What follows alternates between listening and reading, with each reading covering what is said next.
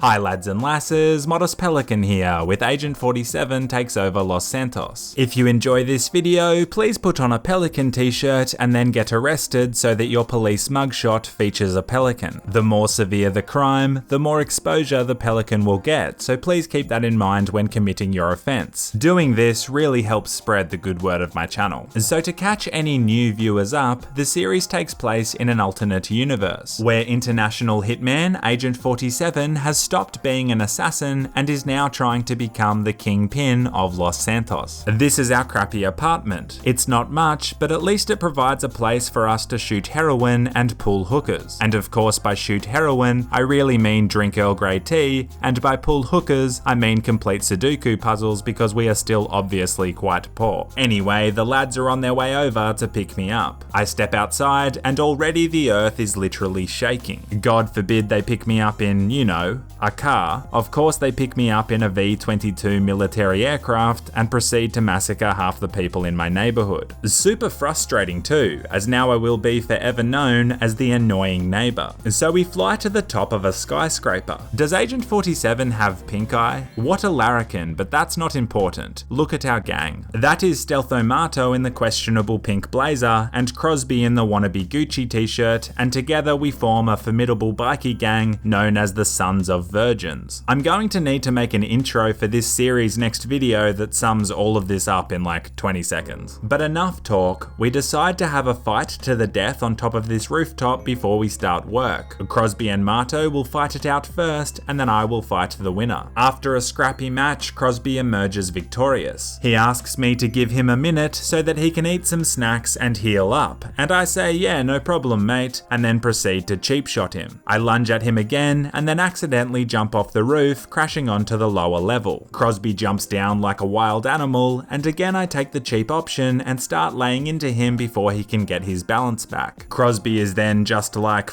this, I'm out, and jumps off the building and parachutes to safety. I decide not to let him get away, and so I jump off the roof too, but then realize I don't actually have a parachute. Well played, Crosby, well played. Now that's sorted, we make a truce and declare no more violence between the boys and agree to meet at Crosby's clubhouse. I'm pretty close to being able to afford my own clubhouse, which will be the start of my own business expansions. I just need a little bit more cash. Crosby and I pull up to the clubhouse like normal people, and then Mato drifts into our cars in a gay blue minivan. Mato, the kind of guy to your wife, drop your kids off at soccer practice, and then steal your family van. Crosby tells us the plan. Basically, we are just going to steal some people's drugs. Not entirely sure why we all formally sat down like this. It kind of feels like something he could have just told us over the phone or a quick text message, but anyway, we get on the bikes and head out. We have to go all the way out into the country and decide that we will race there. We aren't allowed to shoot each other because of the truce, so I decide to do the next best thing, which is to repeatedly give Mato the rude finger. If I can't physically maim him, then I will at least destroy his confidence with hateful gestures. My bike is a lot slower than the lads, so I take an off-road shortcut. This is the kind of out-of-the-box forward thinking that separates the good drug dealers from the bad drug dealers. Well, I mean all drug dealers are bad and evil, but some are bad, evil, and innovative. I easily beat the lads to the destination, and then Crosby approaches with a hammer in his hand and smacks me in the face with it as he rides past. Guess he didn't get the ceasefire memo. We roll up on the enemy gang, shoot them up, and then force them to retreat, and they flee to their boats. Conveniently, they didn't take all the boats, so I jump on a jet ski. It's almost as if this was a scripted mission. It's super easy to catch them because NPC drivers are somehow worse than female Asian drivers. I'm allowed to say that because my girlfriend is half Asian. It's like the N-word pass. Like she can make jokes about pelicans whenever she likes, and Peter can't say a word because she's sleeping with a pelican. Anyway, that went well, all the enemies are dead, now it's just a simple matter of picking up the drugs, but nope, Mato comes out of nowhere and yeets me with a boat. He claims it was an accident, but I know when someone is lying about having an accident. Like for example, my parents told me that I was an accident every day of my childhood, and I'm pretty sure they were lying,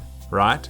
Right, guys? Well, despite a couple of hiccups, we deliver the drugs to the drop-off point successfully and net a cool $26,000, which means with this and all the money we made last episode, I now have enough money to buy my own clubhouse. Before I do this, Crosby asks if we can go to his country home. Apparently, he has a huge opportunity that will net each of us well over $1 million.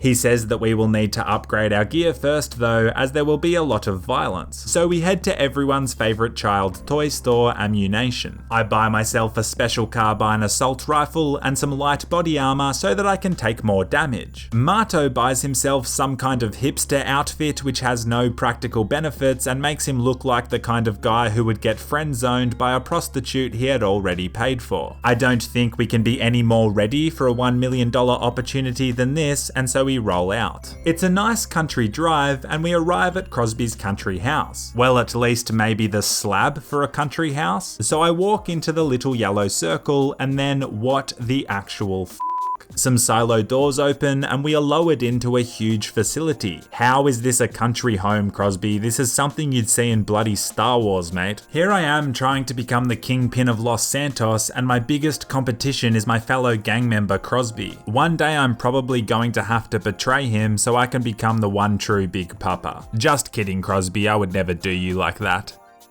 So yeah, it turns out Crosby has an underground futuristic fortress. Even his security guards have nicer suits than me. I'm standing here in a $50 knockoff and this dodgy bloke is wearing Hugo Boss. I catch up to Crosby and Marto, who are trying to hit on the receptionist. She's a top lass and she gives us free snacks. What an absolute legend. I tell her that she's the only snack I want to eat and she says sorry, but she's not attracted to dudes with pink eye. They ask you how you are, you just have to say that you're fine when you're not really fine, but you just can't get into it because they would never understand. So the facility is massive and Crosby ensures to show us every single room, not even trying to hide his wealthy flex whatsoever. Eventually we arrive at the briefing room, which looks like something straight out of NASA. I sit at the back because I'm not a nerd, I'm a cool kid. Fun fact, 95% of the kids who sat at the back of the bus when they were at school now have 6 children, a tattoo of their ex's name on their wrist, and AIDS. A cut scene then triggers, and these two jokers, Lester and Pink Shirt Guy, tell us about an epic bank heist we are going to do. We will have to do several smaller missions to set up for the final heist. Sounds good to me. But then the cutscene doesn't end and it just keeps going, and you legends know that I'm not the biggest fan of cutscenes. The game doesn't let us skip the cutscene and it lasts like 7 hours. Unskippable cutscenes make waterboarding torture seem like a refreshing shower. Finally though, the cutscene finishes and we get ready to set up for the bank heist. The first step, and easily the most important step, is to get sufficiently hydrated. Now that that's done, we are good to go. So then we go and steal an ambulance. It would have been a pretty cinematic mission if Marto wasn't dressed like a metrosexual version of Where's Wally. The next heist setup phase had me steal a military helicopter and then cover the lads from the skies as they used the ambulance we stole as like a Trojan horse to sneak into some building and steal some documents. Look, I honestly have no idea what they were doing, but we have a big ass military helicopter now. We then went to a mansion to kill a bunch of Agent 47 wannabes so that we could steal a few DeLoreans. You know that car from Back to the Future, except these are the generic boring stock versions. We decided to race them back as well, but this time my shortcut didn't work out nearly as well. I decide to take a quick break from preparing for the heist to purchase myself both a new car and finally my long-awaited motorcycle clubhouse. It's important to treat yourself. Sometimes though, the best things in life are free, like for example running over pesky hitchhikers, but also one of the sports cars you can order online is also free, thanks to all of these legends who let me know about it. So I order one in the color of white. It's not a racial thing, I just like white cars. This is the kind of car that a kingpin would drive. Now it's time to drive out to the country to purchase my first ever clubhouse. Probably the biggest moment in this series so far, and Stealth-O-Mato picks this exact moment to tell me that he has to go out to dinner in real life and can't play anymore. This is quite literally the equivalent of not being there for the birth of your child. So skipku is a Japanese samurai tradition where a soldier will stab themselves in the stomach with a samurai sword to restore their honor in an instance where they have brought shame upon themselves. Which, let's be honest, Stealth-O-Mato most definitely has done by bailing on us and going to dinner. He might not have a samurai sword, but I think he knows exactly what he has to do.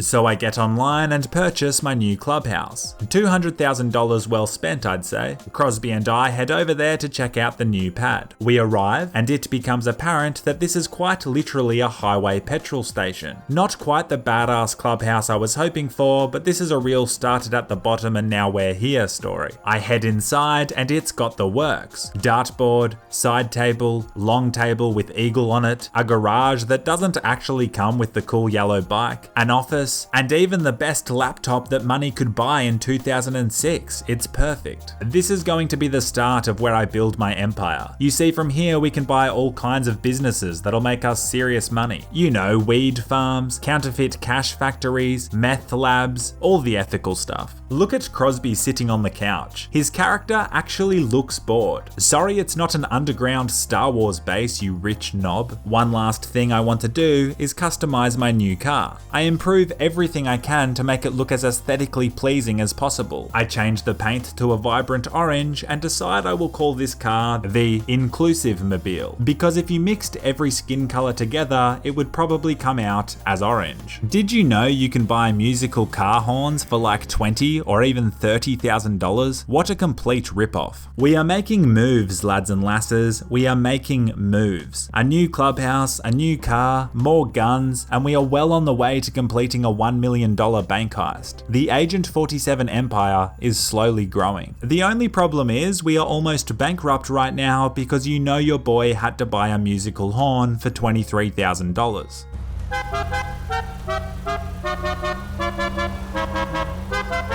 No regrets. Thanks for watching, you legends, and a massive thank you to my bloody legendary patrons for supporting my content and the channel. Until next time, and as always, stay classy.